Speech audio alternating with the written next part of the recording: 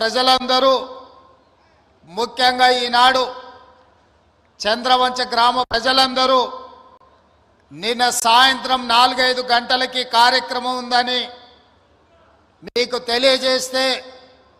ఈరోజు మధ్యాహ్నం వరకే ఇంత పెద్ద ఎత్తున ఏర్పాట్లు చేసి ఈరోజు రాష్ట్రం మొత్తానికి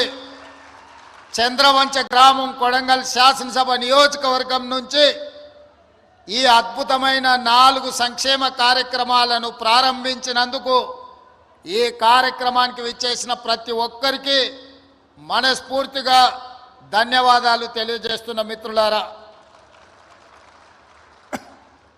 మీకందరికీ తెలుసు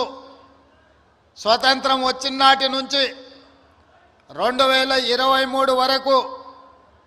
మన కొడంగల్ శాసనసభ నియోజకవర్గానికి ఎవరు అధికారంలో ఉన్నా ఎవరు ఏ హోదాలో ఉన్నా మన నియోజకవర్గానికి జరగాల్సినంత న్యాయం జరగలేదు. అందుకే 2023 డిసెంబర్లో జరిగిన ఎన్నికల సందర్భంగా పెద్దలు గురునాథ్ రెడ్డి గారు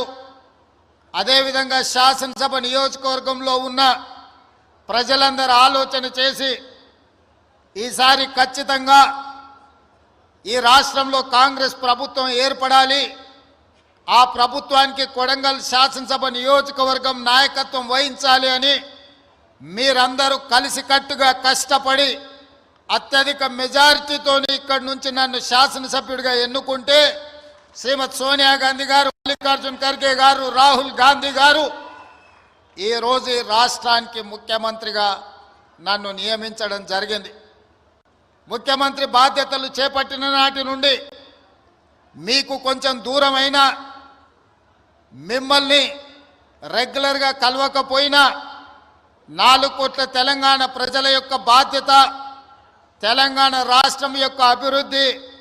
4 కోట్ల ప్రజల సంక్షేమ పథకాల్ని అమలు చేసే పనిలో నిరంతరం శ్రమిస్తూనే కొడంగల్ యొక్క గౌరవ ప్రతిష్టను పెంచడానికి నిరంతరం కష్టపడి ముందుకు సాగుతున్నాం. ఇవాళ రాష్ట్రం నలుమూలల కొడంగల్ శాసనసభ నియోజకవర్గం నుంచి ప్రజలు చూస్తున్నారు. ఇవాళ రాష్ట్రంలో ఎవరికి ఏ సంక్షేమ పథకం అందాలన్నా కొడంగల్ శాసనసభ నియోజకవర్గ ప్రజలు ఈరోజు తీర్పునిచ్చే ఆదేశాలు ఇచ్చే పరిస్థితికి ఇవాళ కొడంగల్ శాసనసభ నియోజకవర్గం చేరుకున్నదంటే ఇది మన అందరికీ గౌరవం. ఇవాళ ఈ వేదిక మీద ఉన్న ప్రతి ఒక్క నాయకుడు, ప్రతి ఒక్కరూ వారే ఎన్నికల్లో నిలబడ్డట్టుగా, వాళ్ళే ఈ శాసనసభ నియోజకవర్గానికి ఎమ్మెల్యేలు అయినట్టుగా,